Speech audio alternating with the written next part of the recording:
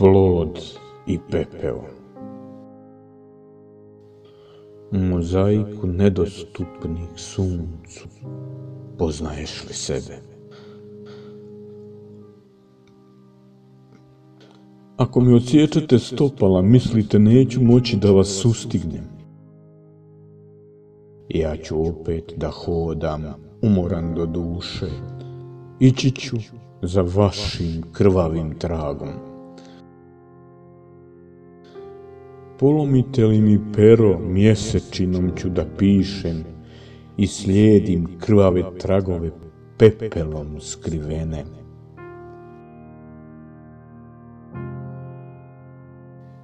I da mi jezik iščupate, opet ću da pjevam u sebi.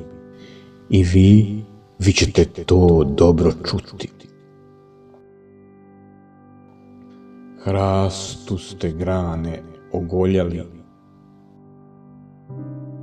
i ogoljele prepustili vjetru, ali zaboravili ste jedno. Plod, on će vas uvijek sustići.